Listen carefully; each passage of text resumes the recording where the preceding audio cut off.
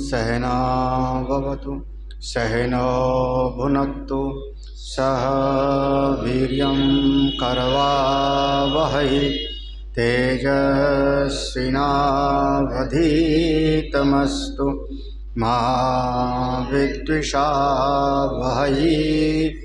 ओम शांति शांति शांति।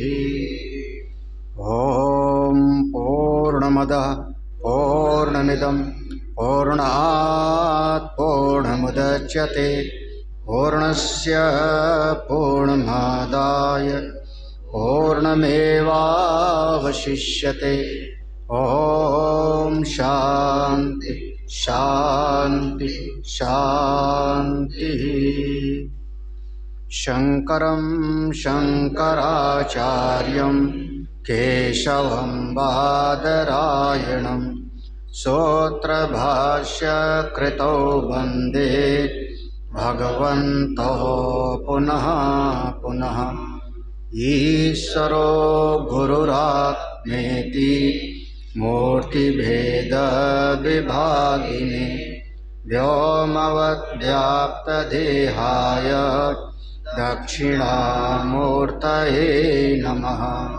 सदाशिवसमारम्भां शङ्कराचार्यमध्यमाम् अस्मदाचार्यपर्यन्तां वन्दे गुरुपरम्पराम्। श्रुतिस्मृतिपुराणानाम् आलयं करुणालयं नमामि भगवत्पादं शङ्करं लोकशङ्करम्।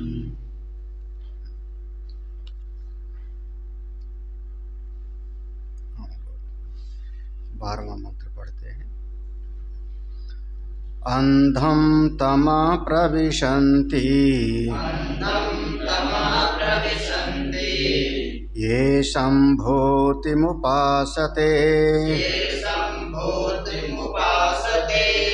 ततो भूयैव ते तमो यावु सम्भूत्या गुम्रताः अंधं तमः प्रविशन्ति ये सम्भूतिमुपासते ततो भूयैव ते तमो यावु सम्भूत्या गुम्रताः।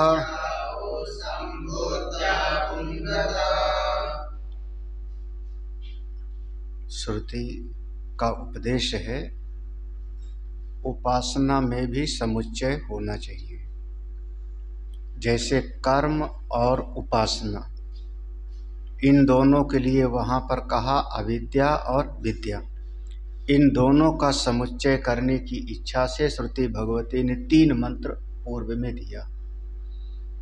अगर अलग से अविद्या की उपासना करेगा तो उसको अलग स्थिति प्राप्त होगी, विद्या की उपासना करेगा तो अलग स्थिति प्राप्त होगी। तो दोनों को एक साथ समुच्चय करने की इच्छा से पूर्व के 3 मंत्र और आगे के अब 3 मंत्र व्यक्त और अव्यक्त की उपासना का समुच्चय करना है। उपासना 2 प्रकार की हो सकती है, एक अव्यक्त की, अव्यक्त माने जिसका नाम रूप नहीं है। जब उसका कोई रूप नहीं दिखाई पड़ता तो उसका कोई नाम नहीं होगा, जिसका रूप दिखाई पड़ेगा उसी का हम नाम देते हैं। अमुक चीज़ है तो वस्त्र है, अमुक चीज़ है तो कुर्सी है, अमुक चीज़ है तो मेज है। उसका कोई आकार नहीं है तो उसका कोई नाम भी नहीं है। तो नाम रूप के परे जो चीज़ है उसको हम कहते हैं अव्यक्त, वह अव्यक्त है। अगर कोई अव्यक्त की ही उपासना करेगा, असंभूति माने अव्यक्त समझ लो, तो अंधम तमः प्रविशन्ति ये असंभूतिम उपासते। तो ये असंभूत, ये माने जो कोई साधक असंभूति अव्यक्त प्रकृति की उपासना करते रहते हैं, ते अंधम तमा प्रविशन्ति, वो घोर अंधकार में जाते हैं, क्योंकि उनको अव्यक्त की अवस्था प्राप्त हो जाएगी। वो भी जैसे जिसकी उपासना कर रहे थे, उपासना का मूल चिंतन है कि आप, उपासना के विषय में कई बार शब्द आया है, भगवान भाष्यकार ने इसमें विस्तार से कहा है कि उपासना हम कहते हैं शास्त्र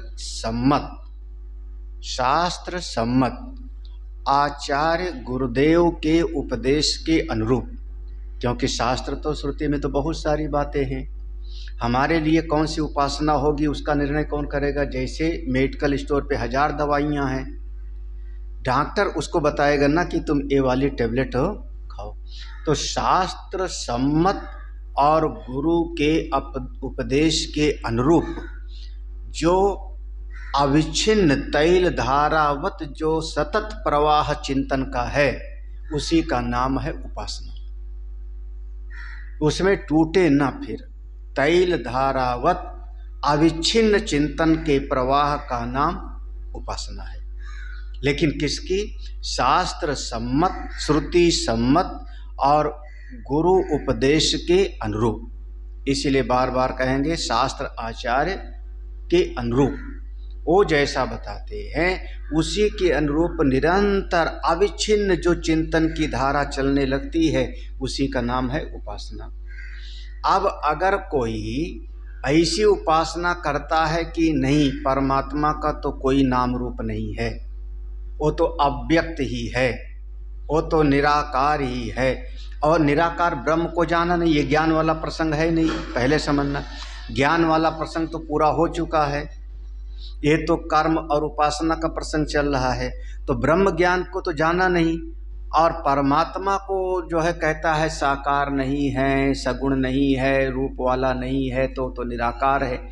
ऐसा व्यक्ति अगर उपासना करेगा तो इस जगत में उसको कोई वस्तु आदि की प्राप्ति होगी नहीं, क्योंकि जगत की कोई उपासना किया नहीं, जगत को चाहा नहीं। तो वो जब जाएगा तो उसी निराकार में जाके एक हो जाएगा। इसका नाम हो गया अंधम तमः प्रविशन्ति। अंधम तमः प्रविशन्ति यानी ये हो जाएगा अव्यक्त प्रकृति में जाके लीन हो जाएगा। यानी उस अव्यक्त जो त्रिगुणात्मिका माया है, जो अव्यक्त है, जिसको हम प्रकृति कहते हैं, मूल प्रकृति, उसमें जाके एक हो जाएगा।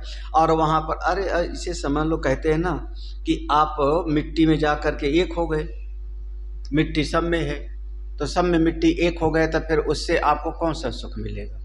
आप उसमें पड़े रहो हजारों लाखों साल तक, तो अंधकार ही हो गया। और अगर कोई व्यक्त की उपासना करता है, नीचे की पंक्ति में है, या उ संभूत्या गुम्रता, जो कोई संभूति माने व्यक्त की, नाम रूप की उपासना में लगा रहता है और वो निराकार को छोड़ देता है, तब ऐसा व्यक्ति तो ततो भूय युते, वो पहले वाले से भी ज़्यादा, ये पहले वाले से भी ज़्यादा कष्ट में पड़ता है। इसलिए केवल व्यक्ति की उपासना वो भी ठीक नहीं, केवल अव्यक्त की उपासना वो भी ठीक नहीं, वास्तव में दोनों का समुच्चय करना है। हाँ, अधिकारी भी है, लेकिन अब इसको सरल भाषा में ऐसे समझ लो आसानी से कि शरीर हमारा जो है वो संभूति है, शरीर संभूति है, व्यक्त है, नाम रूप है इसका। और शरीर के भीतर जो मैं हूँ, मेरी अहम वृत्ति, ब्रह्म नहीं, जो मेरा अहम है वो कौन है? वो अव्यक्त है। अब अगर कोई केवल शरीर की ही सेवा करे और भीतर वाले को प्रसन्न ना करे, हाँ, स्वामी जी प्रसन्न किससे होंगे? रोटी खिलाऊंगा लेकिन 2 उठते बैठते गाली दूंगा, तो भीतर वाला प्रसन्न नहीं हुआ तो उसको फल नहीं मिलेगा उतना। और कोई आदमी केवल भीतर वाले को चापलूसी करे सवेरे से शाम तक, आप बहुत अच्छे हो महाराज जी, आपसे जैसा कोई दुनिया में है नहीं, और पानी तक पूछे ना, सेवा न करे। तो अगर शरीर की सेवा नहीं करेगा, ये व्यक्त हो गया संभूति है, और भीतर मैं हूँ वो असंभूति है। तो केवल मेरे असंभूति की उपासना करेगा तो मैं खुद ही समझ जाऊंगा बहुत चापलूस है, काम का नहीं है, न काम का न काज का, है ना। तो उसको भी भला नहीं होगा। और केवल इसी की उपासना करे और भीतर वाले से जो है विरोध करे तो वो भी ठीक नहीं होगा।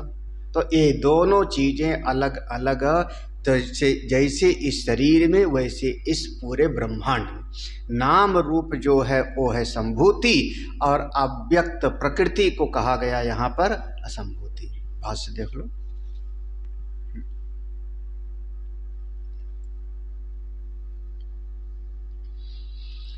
हाँ, अंधम तमः प्रविशन्ति, ये मंत्र में है, ये असंभूतिम उपासते, ऐसा है मंत्र में। तो अंधम तमः प्रविशन्ति, अंधकार में प्रवेश करते हैं। ये माने जो लोग असंभूति की उपासना करते। असंभूति शब्द कैसे बना उसके देख। असंभूति शब्द के लिए कहते हैं संभावनम संभूति, सा यस्य कार्यस्य सा संभूति। संभावनम संभूति, जब कोई वस्तु संभावनम अच्छी प्रकार से दिखाई पड़ने लगती है, उत्पन्न होती है। संभावनम सम माने सम उपसर्ग है। सम अच्छी प्रकार से जब कोई वस्तु हमको उत्पत्ति होती दिखाई पड़ने लगती है तो उसी का नाम हम कहते हैं संभूति, उसको हम कहते हैं संभावन। देखो ये अच्छी प्रकार से उत्पन्न हो गया, बीज में से अंकुर की उत्पत्ति हो गई, तो आप कहते हो ना अंकुर निकल आया, उत्पन्न हो गया, तो उसको हम कहते हैं संभावन। तो जिसमें ये उत्पत्ति होना एक धर्म है उसी का नाम है, हाँ, सा का यस्य कार्य सा संभूति। तो ये जो उत्पत्ति आदि जो होती रहती है, यह रूप नाम जो बदलता रहता है, ये जिसका स्वभाव है, सा यस्य कार्य, ये इसका जो जिसका स्वभाव है उसी का नाम है संभूति। बहुत सरल सा है। और तस्या अन्य असंभूति, जिसमें ऐसा नहीं है उसका नाम है असंभूति। जो नाम रूप में व्यक्त होता रहता है उसको हम कहते हैं संभूति, और जो इससे उल्टा है जिसमें नाम रूप नहीं है उसका नाम है असंभूति।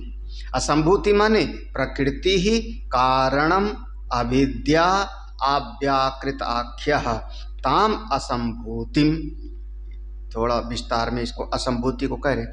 असंभूति क्या है, कह रहे हैं कि उससे संभूति से जो विपरीत है उसका नाम असंभूति। ये पहला लक्षण दिया। संभूति से विपरीत का नाम तस्या अन्य असंभूति। तो संभूति से जो विपरीत है उसका नाम हो गया असंभूति। दूसरा शब्द प्रकृति, उसी को कहते हैं प्रकृति ही। तीसरा शब्द सारी सृष्टि का वही कारण है, कारणम। किसका? सारे नाम रूप जगत का वही कारण है, उसी से सब उत्पन्न हुआ। तीसरा लक्षण दिया। चौथा लक्षण दिया वेदांत में, उसी को हम कहते हैं अविद्या।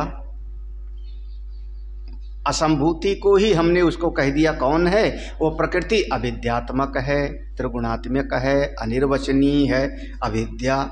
और उसी को अव्याकृत आख्या माने नाम, उसी को अव्याकृत भी हम कभी कभी कहते हैं। तो यहाँ जो असंभूति है उस असंभूति को ही कभी हम प्रकृति के नाम से संबोधित करेंगे, कभी सबका कारण है, कभी हम उसको अविद्या के नाम से संबोधित करेंगे, और कभी हम उसी को अव्याकृत के नाम से अव्याकृत आख्या माने नाम, अव्याकृत नाम से, इतने नाम दे दिया।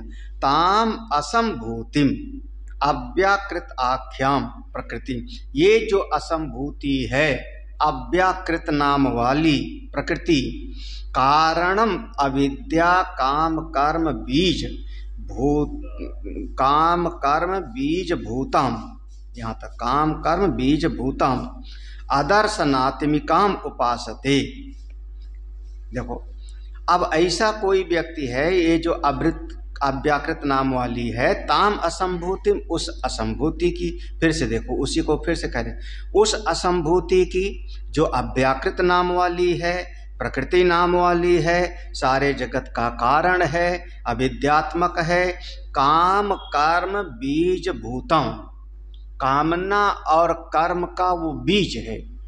कामना कर्म का बीज कौन? अविद्या, अविद्या है। वो आदर्शनात्मिकाम, वो दिखाई नहीं पड़ती प्रकृति, वो प्रकृति को आंख से देखा नहीं जा सकता। वो जो आदर्शन वाली बिना दिखाई पड़ने वाली प्रकृति है, असंभूति, उसकी जो उपासना करता है। इतना पूरा वर्णन हो गया। फिर से पढ़ना चाहो तो फिर से पढ़ाऊं, हाँ एक बार फिर से चलो। तो को अंधम तमा प्रविशंति, अंधकार के लोक में प्रवेश करते हैं ये असंभूति, जो असंभूति की उपासना करते। तो असंभूति माने क्या हुआ, उसका व्याख्यान करते। संभावनम संभूति, जो अच्छी प्रकार से उत्पन्न होता है, उसका रूप आकृति बन जाती है, उसी का नाम होता है संभूति। सा यस्य कार्य सा संभूति, अरे उसमें उसी का लक्षण दिखाई पड़ेगा, आकार दिखाई पड़ेगा, हाथ पांव दिखाई पड़ेगा। कार्य कार्य के रूप में आया ना, कार्य माने उत्पन्न हुआ, तो उसमें जो कार्य के रूप में बन के आता है तो उसकी आकृति दिखाई पड़ेगी, नाम रूप दिखाई पड़ेगा, सब कुछ दिखाई पड़े, वही संभूति है। तस्या अन्य असंभूति, उससे अलग का नाम जो है असंभूति हो गया, उससे विपरीत। असंभूति के नाम सुन लो, प्रकृति, कारणम, अविद्या, अव्याकृत आख्या, ये सब अब असंभूति के नाम हो गया। ताम असंभूतिम, ऐसी असंभूति का, अब अलग से ना समझ लो, फिर से दोहरा रहे हैं उसी को, अलग से ना समझना, इसलिए ताम असंभूतिम, उसी असंभूति की। कौन? जिसका भी हमने नाम दिया था, अव्याकृत नाम वाली प्रकृति, कारणम, अविद्या, काम कर्म बीज भूताम, आदर्शनात्मिका, इसकी जो उपासना करते हैं, ये ते तद अनुरूपम एव अंधम तमो आदर्शनात्मक प्रविशंति। लो तो भाई, जब असंभूति की उपासना करेंगे तो जिसकी उपासना जो जीव करेगा उसी की स्थिति को प्राप्त करेगा। तो वो आदर्शनात्मिका है, प्रकृति है, सबका कारण है, तो उसी में जाकर के वो लीन हो जाएगा। तो वो प्रकृति के साथ लीन हो जाएगा तो कब तक रहेगा? ना जाने कितने करोड़ों वर्ष तक उसी में पड़ा रहेगा। अब ऐसे देखो, एक बूंद अगर पानी आप समुद्र में डाल दो तो क्या वही बूंद फिर दोबारा निकाल पाएंगे हम? इतनी सी मिट्टी का कोई ढेला है, एक ईंट को हम चूरा बना के मिट्टी में मिला दिए, अब वही वाली मिट्टी को फिर से ईंट बनाएंगे क्या?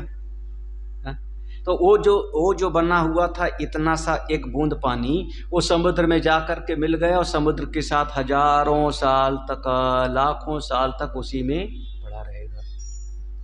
उसी प्रकार से ये जो जीव है, जो असंभूति की उपासना करेगा अव्यक्त प्रकृति की, उसी में जाके मिल जाएगा अव्यक्त प्रकृति में। और जैसे छोटा मिट्टी का टुकड़ा या एक वृक्ष का है, मिट्टी में गल गया तो पृथ्वी के तत्व में मिला रहेगा, उसी में ना जाने कितने करोड़ों अरबों साल पड़ा रहेगा उसी।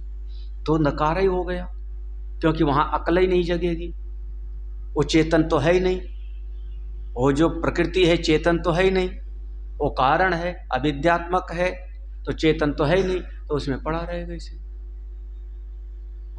इसी को हम कहते हैं पत्थर भी हैं, पहाड़ भी हैं, उसी में जाके बना। जैसे दो चीज कहते हैं ना, एक कहते हैं वस्तु और दूसरा उस वस्तु का अधिष्ठात्र देवता। यही हो गया ना, दो चीज हो गया ना, एक वस्तु का, जैसे एक हिमालय पर्वत हो गया और एक हिमालय पर्वत का अधिष्ठात्र देवता हिमाचल हो गए, यही ना। एक लंका नगरी हो गई, लंका नगरी की अधिष्ठात्र देवी कोई हो गई लंकिनी। ऐसे सब जगह का समझ लो, है ना। तो अब अगर ऐसा कोई संभूति की उपासना करता था तो वो जैसे हिमालय पर्वत में जाके मिल गया, उसी में पड़ा रहेगा। आगा दूसरा वाला कहते हैं, ततः तस्माद् अपि भूयो बहुतरम इव तमः प्रविशन्ति या उ संभूत्याम कार्य ब्रह्मणि हिरण्यगर्भाख्ये रताः। ततः इसके बाद भी, तस्मात् उससे भी ज्यादा, भूयो बहुतरम इव उससे भी ज्यादा, तमः प्रविशन्ति अंधकार में प्रवेश करेगा, याउ संभूत्या जो संभूति की, संभूति माने कार्य ब्रह्म की उपासना करेगा, वो उसमें जाके एक हो जाएगा। कार्य ब्रह्म माने वो हिरण्य गर्भ। अब देखो, एक ऐसा समझने का प्रयास करो कि अब अगर कोई ऐसी उपासना करता है कि नहीं, अगर मैं हिमालय पर्वत पर होता तो सबका भला कर देता, इतने पेड़ पौधे पैदा कर देता कि सबका भला हो जाता, तो अब वो व्यक्ति की उपासना करने लगा।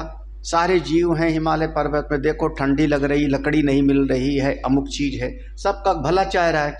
तो वो जब यही सोचते सोचते शरीर छोड़ देगा तो जाओ तुम हिमालय पर्वत के ही अधिष्ठात्र देवता बन जाओ और जिंदगी भर वही फिर करते रहो। अरे मैं अगर होता ना तो सब जगह पर सही समय पर पानी की बरसात करता, जिससे फसल बहुत बढ़िया हो जाती। तो अब आप देखो, कार्य ब्रह्म की उपासना करने लगे ना। कार्य ब्रह्म माने अगर सही समय पर पानी की बरसात होवे तो बहुत बढ़िया हो जाए, नहीं तो नहर निकाल दें, नदी निकाल दें। तो जब ऐसा सोच रहे हो तो यही सोचते सोचते जाओ, ये सृष्टि में आपको वह मेघ देवता का अधिष्ठात्र देवता बन जाओ, जिसको इंद्र ने मेघ देवता को कहा होगा जाओ जा करके जल वर्षा करो, तो वो जल का जो अधिष्ठात्र देवता है वो जा करके बन जाओ और फिर उसी में पड़े पड़े बस सबका भला करते रहो जिंदगी। कब तक करोगे? जब तक कल्प ना बीत जावे। हाँ, वरुण देवता बन गए। अब आप कल्प तक उसी में पड़े रहोगे। सहस्र युग पर्यंतम अहर्यत ब्रह्मणो विदुः, 1000 चतुर्युग के बराबर ब्रह्मा जी का एक और फिर उतने 1000 चतुर्युग के बराबर ब्रह्मा जी की रात। तो 1000 चतुर्युग के बराबर आप वही बने पड़े रहो, वही करते रहो। बताइए, फिर ब्रह्मा जी जब सोएंगे तब अगला तुम्हारा चेंज होगा। तो अंधकार ही तो हो गया, अंधकार ही तो हो गया।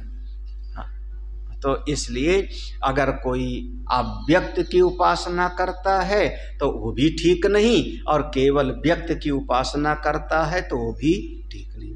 तो अगली ऋचा कहती है, अधुना उभयो उपासनयो समुच्चय कारणम अवयव फल भेदम आह। इसके बाद अधुना उभयो माने अब दोनों के बीच में, किसमें? उपासनयो, दोनों उपासना के बीच में, संभूति और असंभूति, दोनों उपासना के बीच में समुच्चय कारणम, समुच्चय करने की इच्छा से समुच्चय करना चाहिए, इसलिए अवयव फल भेदम, दोनों का अलग अलग क्या फल है इस बात को बताने के लिए श्रुति अगले मंत्र को कहती है। फिर से, अन्य देवाहु संभवात अन्यदाहुर संभवात इति सोश्रुम धीराणाम येनस्तद विचक्षिरे अन्य देवाहु संभवात अन्यदाहुर संभवात इति शुश्रुम धीराणाम येनस्तद विचक्षिरे।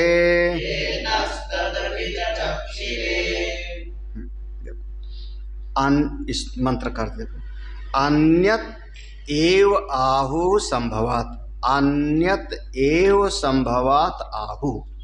संभवात माने संभूति, संभूति की उपासना का, संभूति माने वही कार्य ब्रह्म, उस नाम रूप की उपासना का अलग फल है। अन्यत माने अलग फल है, और अन्यत आहु असंभवात, जो असंभूति है कारण ब्रह्म, उसकी उपासना का फल बिल्कुल अलग है।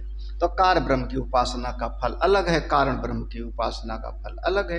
भाई कार्य ब्रह्म की उपासना करेगा तो कार्य ब्रह्म में भी जाके मिल जाएगा, कारण ब्रह्म की उपासना करेगा तो जाके कारण ब्रह्म में मिल जाएगा। ऐसा हमने सुना है, इति सुश्रुम धीराणाम, ऐसा गुरुजनों के मुख से हमने श्रवण किया है, जिन्होंने हमारे लिए इसका व्याख्यान किया है। जिन महापुरुषों ने, आचार्यों ने न हमारे लिए, हम सबके लिए इस तत्व का विचक्षरे व्याख्यान करके बताया है। उन्होंने कहा कार्य ब्रह्म की उपासना का फल अलग और कारण ब्रह्म की उपासना का फल बिल्कुल अलग अलग क्या होता है। देखो इसमें जो है भाष्य में देख लो, अन्यत एव पृथक एव आहु फलम संभवात् संभूते कार्य ब्रह्म उपासनात् अणिमादि ऐश्वर्य लक्षणम व्याख्यातवन्तः इत्यर्थः। अन्यत एव अलग ही, पृथक एव आहु बिल्कुल पृथक अलग फल है, संभवात् संभूति का। संभूति माने कार्य ब्रह्म उपासना। अगर कार्य ब्रह्म की उपासना कर, कार्य ब्रह्म माने ये जो जगत पैदा हो गया, तो अगर इसकी उपासना करता करता जीवन खपा देगा तो उसके जीवन में अणिमादि ऐश्वर्य लक्षणम क्या मिलेगा, ऐश्वर्य संपन्न होगा। हाँ, वो अष्ट सिद्धि, हाँ, अणिमा महिमा लग्मा गरिमा। अब भाई इसी की उपासना करेगा तो यही प्राप्त होगा। अब इसको ऐसे भी समझ लो कि जगत की उपासना करेगा। हाँ, आपको दो तीन बातें हमेशा ध्यान रखना चाहिए, ये बात हमेशा। हाँ, अगर आपको धन चाहिए तो पुरुषार्थ करो। आलसी को कभी भी परिश्रमहीन वालों को कभी भी धन की प्राप्ति नहीं होती। उद्यमेन ही सिद्ध्यन्ति कार्याणि न मनोरथै। अगर धन चाहिए तो परिश्रम करो, पुरुषार्थी बनो, दिन रात जूझो, चाहे उसको पढ़ने में लगाओ अपना समय, चाहे उसका जो है नौकरी करने में उपयोग करो। अगर आलसी हो तो धन की प्राप्ति नहीं होती। ये हमेशा इस धन चाहिए तो पुरुषार्थी। भगवान भागवत में क्या आया कि लक्ष्मी चाहिए तो भगवान भी समुद्र मंथन कर रहे हैं। भगवान भी आगे आकर के देवताओं की तरफ से लग गए थे समुद्र मंथन में। तो धन चाहिए, लक्ष्मी चाहिए तो पुरुषार्थी बनो। अब अगर इसी जगत में आपको धन के बजाय धन नहीं चाहिए बल्कि सम्मान चाहिए, तो सम्मान चाहिए तो आप त्याग करो। हाँ, मुसीबत ये है कि आदमी चाहता है, सम्मान चाहता है, लेकिन त्याग करने के लिए तैयार नहीं।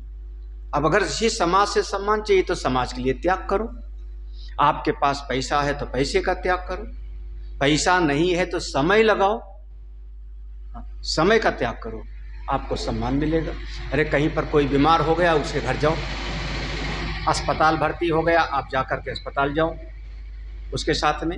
आपके पास पैसा नहीं है ना, आपको जो है कोई आदमी ऐसा तकलीफ में, शादी विवाह है, उसके घर जाकर के खड़े हो जाओ, व्यवस्था संभालो। धीरे धीरे सारा समाज आपको सम्मान देने। आप समझिए, सम्मान चाहिए और ना तो या तो आपके पास पैसा हो तो पैसे से आप जो है सम्मान जो है। कितने सारे लोग जो है बड़े बड़े लोग आते हैं मंच पर और मैं इस संस्था के लिए इतने, गौशाला के लिए, अमुक के लिए इतना हजार दान करता हूं, उनको मंच पे बिठाया जाता है। उसमें कौन सा है ना, बिल्कुल मंच पे बिठाया जाएगा, उनका नाम लिखवा दिया जाएगा। तो अगर आप धन नहीं दे सकते हो और सम्मान चाहते हो तो समय लगाओ, श्रम लगाओ। हाँ, बड़े बड़े नेता लोग और क्या, वो धनी थोड़े थे लेकिन अपना पूरा जीवन खपाया इसके लिए, समाज के लिए, तो उनको सम्मान मिला। तो अगर आपको इस जगत से ये चाहिए तो ऐसा करो, ये चाहिए तो ऐसा करो। समस्या ये है कि चाहिए हमको सब, धन भी चाहिए, वैभव प्रतिष्ठा भी चाहिए और सम्मान भी चाहिए, और करने के लिए हम तैयार कुछ ना हो, तब फिर उसके जीवन में अंधकार का ही लोक होगा, फिर अंधकार का लोक, फिर कहाँ। तो ये चीज़ जो है आदमी जल्दी समझ नहीं पाता, इस चीज़ को बहुत देर में समझ में बात आती है, बहुत देर में समझ में आती है। अब बहुत सारी चीज़ें हैं, इसीलिए कहा अणिमा आदि ऐश्वर्य लक्षणम, ये शब्द प्रयोग किया। आप यहाँ पर खूब इस कार ब्रह्म की उपासना करते हो, खेती करो, आप पढ़ाई करो, नौकरी करो, रुपया कमाओ, बड़ी कंपनी में जा कर के नौकरी कर लो, मेहनत करो, तो आपको इस जगत में बढ़िया आपको फ्लैट खरीद लो, आपको पैसा मिलेगा, आप गाड़ी खरीद लो, आप अपने घर में चलो कुछ नहीं तो बड़ा बड़ा जिम बना लो, सब कर सकते हो। लेकिन कब? जब इस पूरे कार ब्रह्म की उपासना करेगा तो कार ब्रह्म की प्राप्ति हो। सरल सी बात है। ऐसा सुना है, ऐसा महापुरुषों ने कहा है, ऐसा बताया है, इति सुश्रुम धीराणाम, इसी बात को कहा अणिमादि ऐश्वर्य लक्षणाम व्याख्यातवन्तः, इसी का व्याख्यान हमने सुना है, ऐसा ही होता है। ठीक है, कार ब्रह्म की उपासना माने सीधा मैंने कह दिया, कार ब्रह्म माने इस जगत की उपासना का फल, फिर जगत से आपको कुछ न कुछ प्राप्त। अब किसी पार्टी में टिकट चाहिए तो आप 10 साल आप उस पार्टी की सेवा करते रहो, दरी बिछाओ, कुर्सी बिछाओ। हाँ, लोग सारी पार्टियों में जो बड़े नेता आ जाते हैं उनके आगे पीछे फिर घूमते हैं, केवल घूमेंगे नहीं, से काम करते हुए दिखाई पड़े, तब कभी वो नेता की नज़र में आवेंगे। जब नेता की नज़र में आवेंगे तो चलो इनको जो है अभी पार्टी की कार्यकारिणी समिति में सदस्य ले लेते हैं, अमुक पार्टी की कार्यकारिणी में एक सदस्य बना करके, अभी कोई बड़ा पद नहीं देते, फिर धीरे धीरे आपको वहाँ पर कोई मंत्री का पद या कोषाध्यक्ष का पद, फिर उसके बाद जो है आपको पता है मोदी जी दरी बिछाया करते थे, मोदी जी झाड़ू लगाया करते थे जहाँ पार्टी का कुछ होता था। अटल बिहारी वाजपेयी लखनऊ में पोस्टर चिपकाया करते थे, जमाने में पोस्टर चिपकाया करते थे दीवारों पर। तो अगर अब देखो कोई किसी को प्रधानमंत्री का पद चाहिए और करे ना कुछ, तो मुलायम सिंह यादव पूरा उसको जमीनी कहते हैं, गांव गांव घूमता था वो, जितना उसने घूमा है उतना जो है बहुत कम लोग घूमते थे। तो अगर आपको पार्टी में कुछ तो और पहले एक दिन आ जावे और चाहे कि हमको मुख्यमंत्री का जो है दावेदार बना दो, ज़्यादातर यही होता है, पहले दिन आ जाए और मुख्यमंत्री का दावेदार बन जाए। ऐसे कैसे हो जाएगा? मुसीबत यही है। मान लो आश्रम में कोई आ गया, आश्रम है तो आश्रम कार्य ब्रह्म है, आश्रम कार्य ब्रह्म है। गुरु जी का शरीर भी, ये शरीर कार्य ब्रह्म है। हमने पहले समझा दिया, भीतर वाला कारण है और ये शरीर कार्य। तो अब आश्रम में सेवा न करे और पहले दिन चाहे कि गुरु जी आप हमको हमारे नाम आश्रम लिख दो महीने भर हो गया रहते हुए, महीने भर में चाहे लेवे कि मैं उत्तराधिकारी बन जाऊं। अरे तो दूसरा वाला तो 10 साल से सेवा कर रहा है, तू कौन सा बड़ा जो है हीरे मोती लगे हैं तेरे शरीर में। देखो अब समझिए, अगर कार्य ब्रह्म चाहिए, देखो कार्य ब्रह्म ने आश्रम भी चाहिए, तो आश्रम की सेवा करो, समझिए, तो आपको आश्रम का कभी न कभी आपको प्राप्त होगा। ये चीज जल्दी समझ नहीं पाते लोग। ये समझने के लिए बहुत बहुत कहते हैं यथार्थ के धरातल पर हमको जीना पड़ता है, जमीनी धरातल पर। तो अगर कार ब्रह्म की उपासना करेगा तो अणिमादि ऐश्वर्य लक्षणाम, ये सब प्राप्त होगा उसको, बिल्कुल स्वाभाविक है। और आश्रम है, घर है, समाज है, समाज में भी एक हर जाति का एक पंचायत होती थी। आज सवेरे से जाति चला दियो तुमने दिमाग में ना। हाँ, तो ब्राह्मणों का भी, क्षत्रियों का भी, वैश्यों का भी, उस जाति में भी एक मुखिया होता था उसका।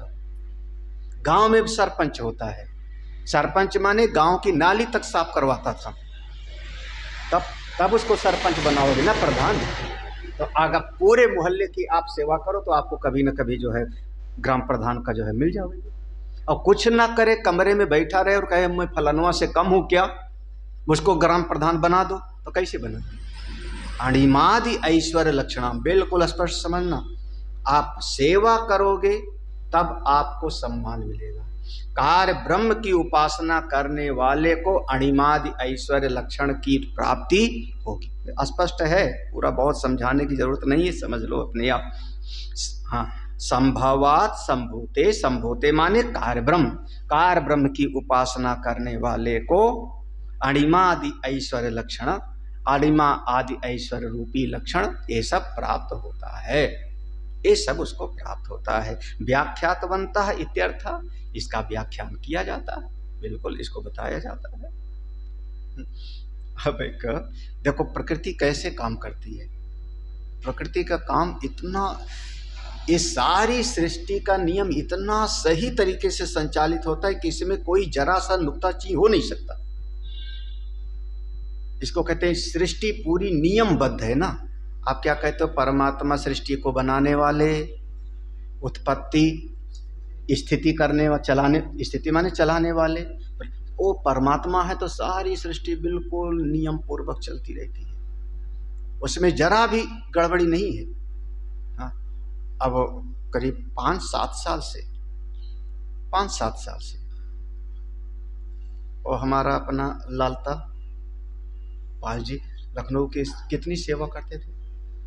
हाँ, जो भी वक्ता होता था भोजन कराना, नाश्ता कराना, है ना, सत्संग में बैठना, लगातार भगवान के पाठ में जाना, बिल्कुल। और कोई चाह नहीं, कपड़े तक की चाह नहीं उनको। हम ही कभी कभी देते थे। अहंकार नहीं, अहंकार आएगा तो फिर जैसे चावल में किनकी आ गया, भोजन में बाल आ गया। जिसका अहंकार आ जाता है वो तो फिर धराशायी होता है। मैं वो लालता को मैंने देखा है, 5-7 साल से आश्रम में हमारे जान। अब आज वो एसी में रह रहा है ना, गर्मी में। आज की स्थिति है कि वो एसी कमरे में रह रहा है ना। हाँ जी बिल्कुल। हाँ, से आपकी भी कितनी बार नाश्ता कराया हुआ है, पूरा पाठ करता था। तो अब बिल्कुल अहंकार होता तो समस्या, जिसमें अहंकार आएगा वो समस्या पैदा कर देगा। अहंकार तिनके के जैसा बाहर कर देगा। हाँ, और उसकी सेवा का फल देखो, आज की स्थिति देखो, इतने बड़े आश्रम का वो, हाँ, कम से कम एसी कमरे। आप सब लोग कह रहे हो गर्मी लग रही है उसका कमरा एसी है। हाँ? बिजली चली जावे तो इन्वर्टर होगा, सब बढ़िया है कि नहीं? तो एक कार्य ब्रह्म की उपासना करोगे तो उसका फल आपको अणिमादि ऐश्वर्य लक्षण मिलेगा, बिल्कुल स्वाभाविक। तो ये बिल्कुल स्पष्ट है। यहाँ पर मेरा कहना है कि आपको जैसी वस्तु चाहिए वैसे आपको परिश्रम भी करना पड़ता है। आप धन चाहते हो और सोते पड़े रहो तो धन नहीं मिलेगा, मेहनत करो। पद चाहते हो तो सेवा करो, सम्मान चाहते हो तो जीवन में त्याग करो, समय का, धन का, सब चीज का, तभी तो मिलेगा। तो ये सब अब हम जैसे आप लोग सोते रहते हो, मान लो हम भी दिन भर सोते रहे कमरे में, खाना तो मिल ही जाएगा, 2 रोटी की तो कमी है ही नहीं, हम भी तो सो सकते हैं आराम से बढ़िया आपके। लेकिन नहीं, अब वहाँ जाना है, अब वहाँ जाना है, अब भरी धूप में चले जा रहे हैं, 1 घंटा जाम में 2 घंटा फंस के आ रहे हैं। क्यों धक्के खा रहे हैं? धक्के खा रहे हैं तो उसका परिणाम समाज हमको जो है सम्मान दे रहा है। हम समय तो लगा रहे हैं ना, थक तो रहा है शरीर। हाँ, तुमसे तो 2 गुना उम्र ज़्यादा है। हाँ, तो शरीर तो थक रहा है। हाँ, 2 घंटे हम जाम में फंस के आ रहे हैं, और सम्मान भी चाहिए, सब लोग जाने, मेरा नाम सब लोग जाने, और कहीं जाने के लिए तैयार ना हो तो ये जगत परस्परम भावयन्तः, एक दोनों तरफ से चलता है। हमारे एक गुरु भाई, मेरे अपने गुरु भाई, हमारे गुरु भाई, उनको सब चाहिए बढ़िया, रोटी चाहिए तो बहुत बढ़िया, चाय भी चाहिए तो इस तरीके से चाय बनाई हुई। हाँ, चाय भी जैसी बनी हो वैसी नहीं, इस तरीके की चाय बनाना नहीं आता, हम बना सिखाते। चाय भी अपने हिसाब से, रोटी भी अपने हिसाब से, रहने का कमरा भी चाहिए तो बढ़िया चाहिए, बढ़िया। और जब बात करो तो वैराग्य की, अरे सब प्रपंच है, हम तो जीवन मुक्त हैं तो जीवन मुक्त हो तो बैठे रहो जा करके अपना, आपको चाहिए सब बढ़िया। जीवन मुक्त ये नहीं कहता कि ऐसी रोटी अच्छी नहीं है। हाँ, अब उसको कहते हैं हम ही से जो है हमारी।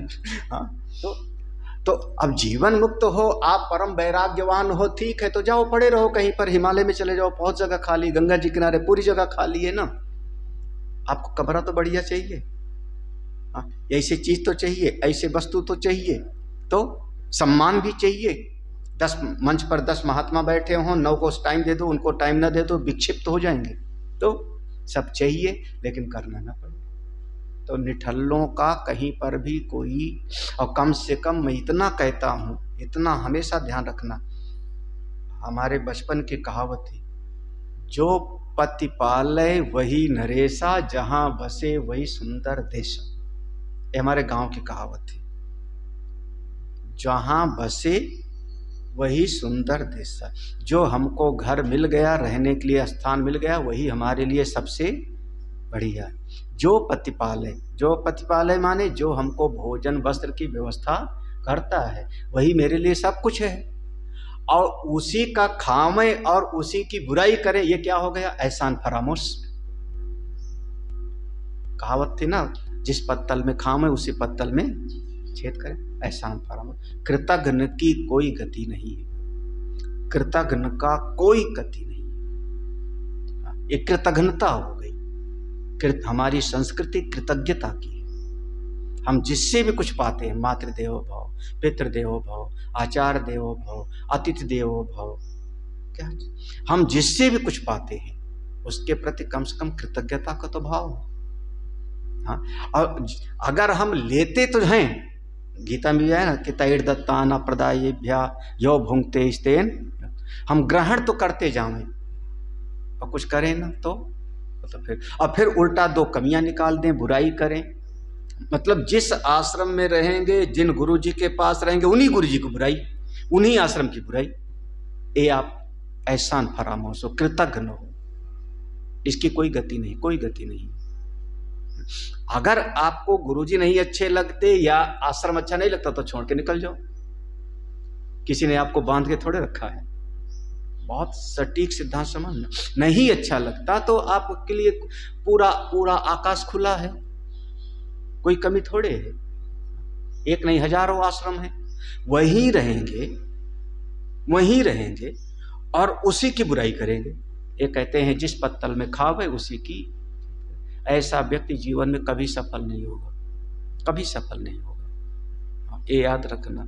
हम जिन आश्रम में रहे, मेरे मुंह से कभी किसी चिन्मय मिशन की बुराई सुनी, कभी किसी संस्था की बुराई सुना, कोई एक रिकॉर्डिंग दिखा दे हमको बता करके। तो जो मैं कभी संतों की जल्दी बुराई नहीं करता, किसी भी संत की नहीं पट्टी हमारी, ठीक है महाराज जाओ, अलग बात है। हमारा सबसे ज्यादा साथ देने वाला ब्रह्मचैतन्य था, 20 साल का, 20 साल का, 1-2 दिन का नहीं। जरा सी बात पर नहीं समझ में आया, तुम्हारा अभिमान जग गया, तुमको लगने लगा कि हम गुरु जी, हम स्वामी जी को 25 साल से जानते हैं, हम तो ऐसे बेटिकट घूमा करते थे, ऐसे करते थे, अब हम कौन सा कम है, तुम कम हो। अभिमान आया, ठीक है भैया, मेरा आपका राम राम, मेरा आपका राम राम, बस। मैं बुराई नहीं करता हूँ, बुराई नहीं करता हूँ, संबंध तोड़ लेता हूँ, मैं अपने आप को किनारे कर लेता हूँ और उस वहीं रहो, उसी की बुराई करो। इसको याद है ना, एक दृष्टांत मैं देता हूँ, एक सुअर और एक गाय, समझ रहे हो? गाय है, तालाब में पानी पीती है, किनारे खड़े होके पानी पी लेगी, साफ साफ पानी तालाब में तैर रहा है, किनारे खड़े होके पी लेगी। और सुअर का स्वभाव होता है कि तालाब में पहले कूद जाएगी, पूरे पानी को पहले मथ देगी, गंदा कर देगी और फिर उसी पानी को पिएगी। देखा है कि नहीं? तो गाय है, हिरन है, बकरी है, किनारे से पानी पी लेगी। और सुअर का स्वभाव है, सुअरिया अगर होगी तो पानी को पहले गंदा करेगी और फिर उसी को। ये चीज जो है कभी आपको जीवन में आगे नहीं बढ़ने देगी। हमारा काम है समझाना। कभी किसी संत की बुराई मत करो, किसी भी संत की। आपको नहीं पसंद आता, उससे अपने मन को किनारे करो। संबंध मत रखो, संबंध मत रखो, उसमें क्या है? बुराई नहीं करना चाहिए कभी भी। किसी आश्रम की बुराई मत करो। ज़्यादातर हमारे हरिद्वार में भी तमाम जगह सभी आश्रम ऐसे हैं। अरे आपका क्या आश्रम ने लिया है? आपने आश्रम के लिए क्या दिया है जो आश्रम की बुराई करके पाप ले रहे हो? फलाना आश्रम खराब, अरे खराब है, आपने उस आश्रम के लिए कुछ दिया है क्या? 10-20 हजार कभी दिया है क्या? फिर काहे के लिए बुराई करके पाप ले रहे हो? कभी किसी आश्रम की, कभी किसी संत की कभी बुराई नहीं, क्योंकि हमारी जैसी निष्ठा होगी वैसे हमको फल प्राप्त होगा। भगवत कृपा से, गुरुदेव की कृपा से, मैं अपना जैसा स्वभाव है, मैं जैसा हूं ठीक हूं। एक परमात्मा की कृपा है, हमारी मनोवृत्ति को भगवान ने इसे बनाया। मैं संतों की निंदा नहीं करता, आश्रम की भी निंदा जल्दी, बुराई मेरे मुंह से नहीं सुन। कभी कोई करने भी लगता है तो बस हाँ, कोई ऐसे हैं जिनका निषेध नहीं कर सकते, बड़े लोग हैं तो हाँ बस मैं नहीं करूँगा। अगर आप कार्य ब्रह्म की उपासना करोगे तो आपको अणिमा आदि ऐश्वर्य लक्षणाम ये प्राप्त होगा। स्पष्ट है, साफ साफ है, कोई कठिन नहीं है समझने का। आपको इस लोक में आपको सम्मान चाहिए, मेरा इस लोक में आपको प्रतिष्ठा चाहिए, इस लोक में आपको वैभव और ऐश्वर्य चाहिए, तो उसी के अनुरूप व्यवहार करो, उपासना करो। कितना आसान सी बात है, ठीक है ना? आगे बढ़ूं अब अगली पंक्ति देखो। तथा च अन्यत आहु असंभवात असंभूते अव्याकृतात् अव्याकृत उपासना। देखो तथा च अन्यत, इसका जो विपरीत है, इसका जो विपरीत है किसका? संभूति का विपरीत है। कौन? असंभवात, असंभूते यानी अव्याकृत। जो संभूति का विपरीत असंभूति है उसकी जो उपासना करेगा उसका अलग फल है। लो, तो संभूति का उपासना का फल अलग और असंभूति का उपासना का फल अलग। तो संभूति की उपासना का फल तो बता दिया, कार ब्रह्म की उपासना का फल तो बता दिया कि अणिमा आदि तमाम ऐश्वर्य से वो संपन्न हो जाएगा। तो असंभूति की उपासना का क्या फल होगा ये तो नहीं बताया। तो करें यद उक्तम अंधन तमः प्रविशन्ति इति प्रकृति लय इति च पौराणिकैः उच्यते। यद उक्तम, जो ये कारण ब्रह्म की उपासना करने वाला, असंभूति की उपासना करने वाला है, उसके लिए जो कहा अंधम तमः प्रविशन्ति, अंधकार में प्रवेश करेगा, इसके लिए कहा प्रकृति लय इति च, प्रकृति में जाके वो ऐसा पौराणिक लोग कहते हैं। अब देखो पौराणिक में यही है, ये पौराणिक शब्द आ गया ना, तो इसमें ही एक प्रकृति लय इति च पौराणिकैः उच्यते। प्रकृति लय को पौराणिक लोग बताते हैं। क्या कहते हैं? यथा आहुस्ते 10 मनवंतराणि इह तिष्ठन्ति इंद्रिय चिंतकाः। देखो इंद्रिय चिंतका, अब ये कार ब्रह्म में शरीर आया रूप वाला, जो इंद्रिय है उसका कोई रूप नहीं है। ये आँख शरीर का है, इस आँख में जो देखने की शक्ति है नेत्र इंद्रिय ओ। तो अगर कोई इंद्रियों का चिंतन ही करते करते शरीर छोड़ देवे तो क्या हुआ? 10 मनवंतराणि, तो इंद्रियों के चिंतन में गया तो वो भी कारण ब्रह्म में गया, असंभूति में गया, संभूति की उपासना तो नहीं हुई। तो 10 मनवंतर वो वहां पर जा करके रहेगा। 10 मनवंतराणि इह तिष्ठन्ति इंद्रिय चिंतकाः। बताओ कितना हो गया 10 मनवंतर? अभी तो हमारा 7वें मनु का ही समय चल रहा है ना भाई। कौन? स्वयंभू मनु, फिर तामस, उत्तम, चाक्षुष, अभी तो हमारे वैवस्वत मनु। 10 मनवंतर जाके वहीं पड़ा रहेगा। दूसरा का भौतिकास्तु शतम पूर्णम सहस्रम तु अभिमानिकः। अब लो, अगर कोई भीतर अपना बहुत अभिमान में पड़ा रहता है और उस अभिमान के साथ में या किसी न किसी दृष्टि से पड़ा रहता है, तो शतम पूर्ण सहस्रम, 100,000 वर्ष जाकर के वहीं पर निवास करता है। 100,000 कितना हो जाएगा? अरे 1000 चतुर्युग वो बताया ना ब्रह्मा का ही दिन, तो 100,000 तक 1,00,000 हुए वहां जाके निवास करेगा। अब एक टिप्पणी में है, बौद्धा 10 सहस्राणि तिष्ठन्ति विगत ज्वराः। हे भगवान, ये जो बौद्ध लोग हैं वो भी रूप को नहीं मानते, भगवान का नहीं मानते। वो सब कहाँ? बोले 10 सहस्राणि तिष्ठन्ति, 10,000 साल तक वहां पर जाके निवास करेंगे वो प्रकृति में जाके, क्योंकि वैसे की उपासना किया है।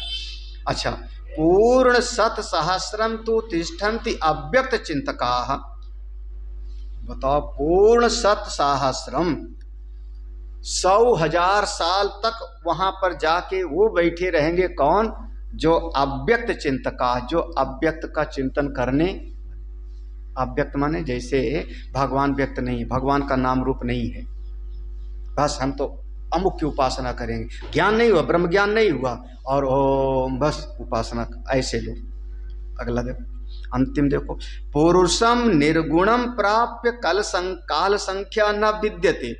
लो, अगर किसी ने हिरण गर्भ का लोक प्राप्त कर लिया, पुरुषम निर्गुणम प्राप्य, अगर वो उस निर्गुण पुरुष, यहाँ ब्रह्म नहीं, यहाँ मतलब वो कारण ब्रह्म है ना, कारण ब्रह्म है, तो कारण जो शुद्ध ब्रह्म है वो किसी का कारण नहीं बनता, वो अधिष्ठान है, वो अधिष्ठान है। तो जो कारण ब्रह्म है, सृष्टि का उत्पत्ति स्थिति प्रलय करने वाला, अगर उसका चिंतन करते करते शरीर छोड़ा, उसको प्राप्त कर लिया, तो समय की कोई गिनती नहीं, काल संख्या न विद्यते इति।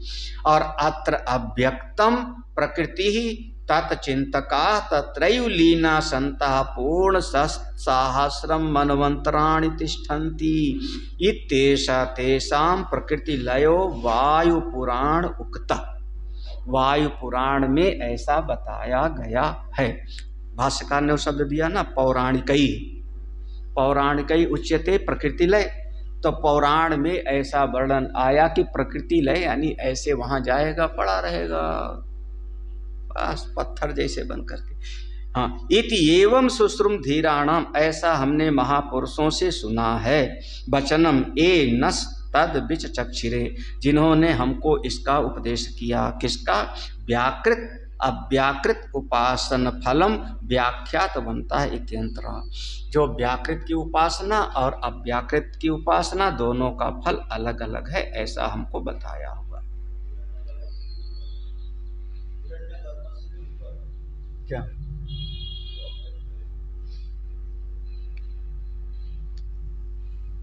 हिरण्यगर्भ, महत्तत्व, सूत्रात्मा, वो सब कारण ब्रह्म को कह रहे हैं। और जो अव्यक्त प्रकृति हो गई, वो तो जो है मूल प्रकृति हो गई, वो तो मूल प्रकृति हो गई। हाँ, तो उससे ऊपर हो गई मूल प्रकृति।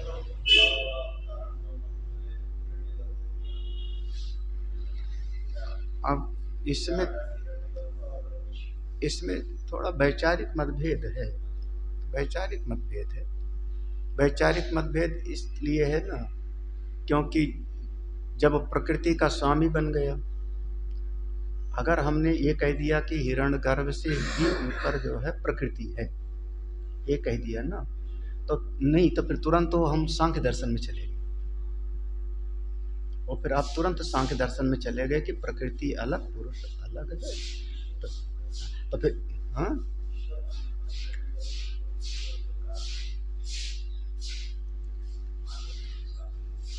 नहीं, मांडूक्य तो अलग। मांडूक्य मतलब, मांडूक्य में तो प्राज्ञ ही ईश्वर है। छठा मंत्र उठा के देख लेना। हाँ, प्राज्ञ ही ईश्वर है। तो मांडूक्य में येष सर्वज्ञः येष सर्वेश्वरः येष सर्वस्य भूत योनि, तो वहाँ पर वो, तो हम वो तुरंत दर्शन का भेद हो जाएगा छोटे।